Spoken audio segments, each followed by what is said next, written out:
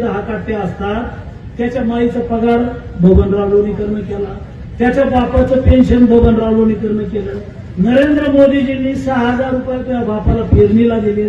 तुझ्या माईच्या, तुझ्या बहिणीच्या, तुझ्या बायकोच्या नावावर लाडक्या बहिणीचे पैसे आले. तुझ्या अंगावरचे कपडे आमच्या सरकारचे, तुझ्या पायातलं बूट चप्पल आमच्यामुळं आहे, तुझ्या हातातलं ते डबडं मोबाईलचं आमच्यामुळं आहे. अरे आमचंच घेतो ना, आमच्याच कागदावर करतो.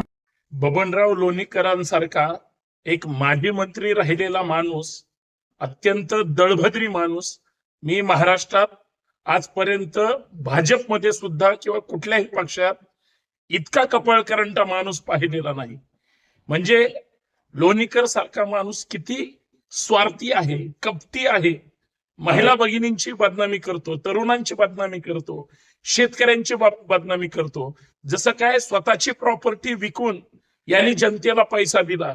लाडक्या बहिणींची बदनामी हा जर माणूस करत असेल, त्यांच्या मतावर हा माणूस आमदार झाला, यांच्या काय बापजाद्यांची प्रॉपर्टी विकून त्यांनी महाराष्ट्रात लाडक्या बहिणींना पैसे वाटलेले नाहीत, त्यांच्या मतदारसंघात सुद्धा. परंतु इतका घाणेरड्या विचाराचा माणूस भाजपमध्ये आहे. देवेंद्र फडणवीस साहेब या माणसाच्या तात्काळ मुसक्या आवळा. आणि बबनराव लोणीकरांनी तमाम महाराष्ट्रातल्या लाडक्या बहिणीची, तरुणांची किंवा प्रत्येक महाराष्ट्रातल्या नागरिकांची माफी मागावी, शेतकऱ्यांची नाक घासून माफी मागावी. अन्यथा संभाजी ब्रिगेड ह्या माणसाला महाराष्ट्रात फिरूच देणार नाही.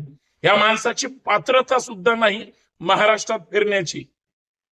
इतका संताप.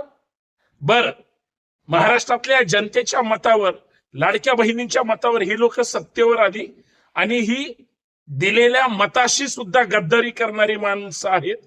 बबनराव लोणीकर यांचं वादग्रस्त वक्तव्य म्हणजे महाराष्ट्रासोबत, शेतकऱ्यांसोबत केलेली गद्दारी आहे.